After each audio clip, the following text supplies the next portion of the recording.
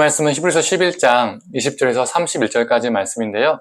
23절에서 31절까지만 읽도록 하겠습니다. 믿음으로 모세가 났을 때 그 부모가 아름다운 아이임을 보고 석 달 동안 숨겨 왕의 명령을 무서워하지 아니하였으며, 믿음으로 모세는 장성하여 바로의 공주의 아들이라 칭함받기를 거절하고 도리어 하나님의 백성과 함께 고난받기를 잠시 죄악의 낙을 누리는 것보다 더 좋아하고 그리스도를 위하여 받는 수모를 애굽의 모든 보화보다 더 큰 재물로 여겼으니 이는 상주심을 바라봄이라. 믿음으로 애굽을 떠나 왕의 노함을 무서워하지 아니하고 곧 보이지 아니하는 자를 보는 것 같이 하여 참았으며, 믿음으로 유월절과 피 뿌리는 예식을 정하였으니 이는 장자를 면하는 자로 그들을 건드리지 않게 하려 한 것이며, 믿음으로 그들은 홍해를 육지같이 건넜으나 애굽 사람들은 이것을 시험하다가 빠져 죽었으며, 믿음으로 7일 동안 여리고를 도니 성이 무너졌으며, 믿음으로 기생 라합은 정탐꾼을 평안히 영접하였으므로 순종하지 아니한 자와 함께 멸망하지 아니하였도다. 아멘.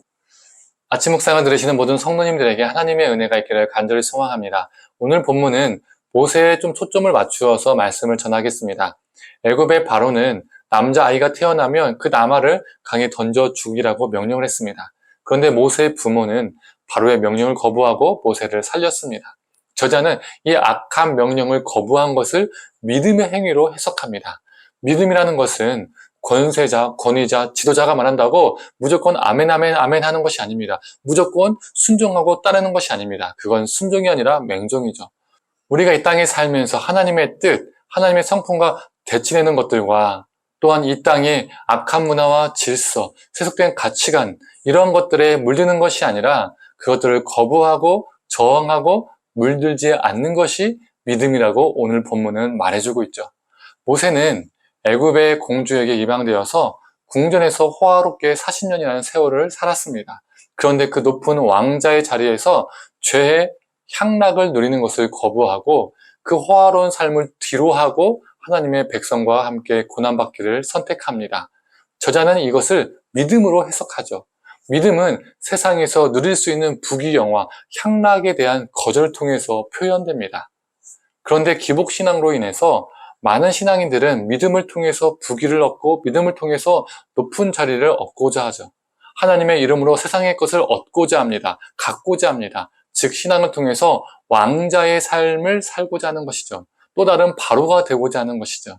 그러나 믿음은 이 세상에서 누릴 수 있는 향락을 포기하고 고난의 길을 가는 것입니다. 26절의 말씀입니다. 그리스도를 위하여 받는 수모를 애굽의 모든 보화보다 더 큰 재물로 여겼으니 이는 상주심을 바라봄이라. 저자는 모세가 애굽에서 누릴 수 있었던 보화와 재물을 버리고 고난의 삶을 산 것을 그리스도를 위해서 치욕받는 삶으로 해석합니다. 좀 이상하지 않습니까? 시간적 순서로 보면 모세가 훨씬 먼저 태어났고 그 이후에 훨씬 시간이 지나서 예수님이 이 땅에 오셨습니다. 그런데 모세가 받은 고난을 예수님을 위해서 받은 수모로 해석하고 있습니다. 왜 이렇게 표현했을까요? 그 이유는 저자가 모세와 히브리서 수신자들의 상황을 동일시했기 때문입니다. 즉 오버랩 시킨 것이죠. 모세도 고난을 받았고 히브리서 수신자들도 고난을 받고 있습니다. 예수를 위해서 수모를 받고 있는 히브리 기독교인들에게 믿음의 사람들이 걸었던 그 믿음의 길을 담대히 걸을 것을 촉구하고 있는 것이죠.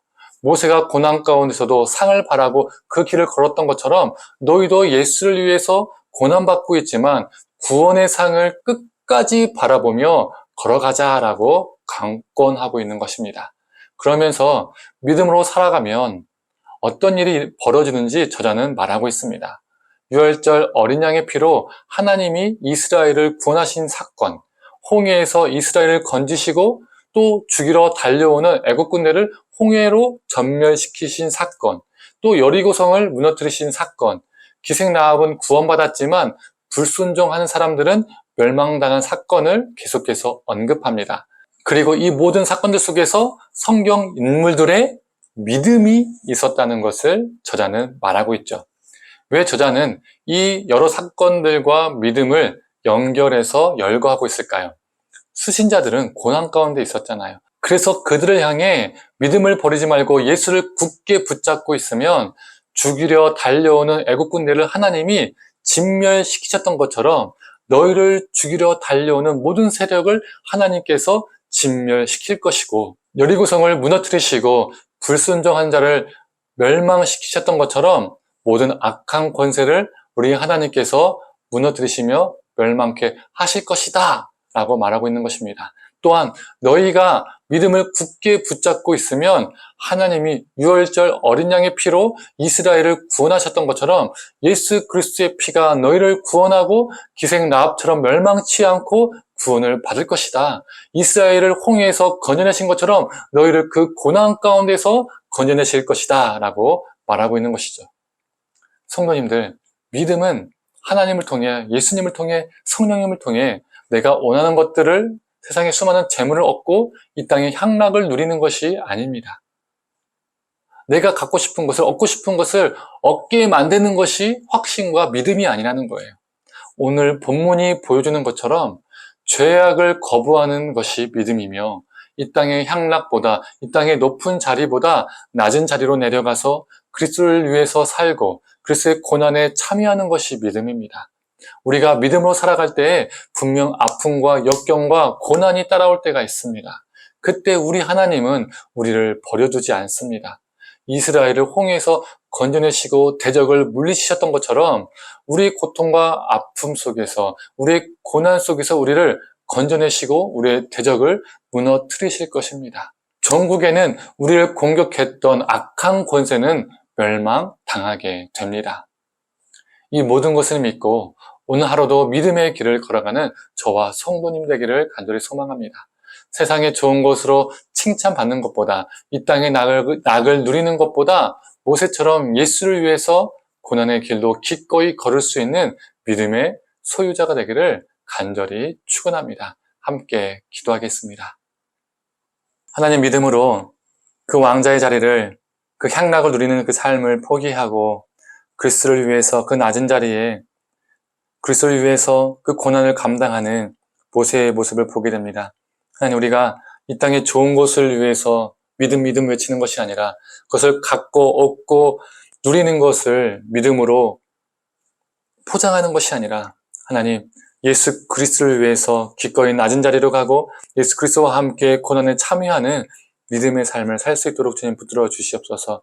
우리가 믿음으로 살아갈 때 수많은 고난이 따르지만 그 고난에서 우리를 건져내 주시고, 그리고 애국 군대를 물리치셨던 것처럼 우리를 둘러싼 수많은 고통과 아픔을, 그리고 악한 권세들을 무너뜨리시는 그 하나님을 바라보며 살아가는 우리가 되게 하여 주시옵소서. 하나님, 그 믿음의 소유자 되게 하여 주시옵소서. 감사드리며 사랑에 많으신 예수님의 이름으로 기도드립니다. 아멘.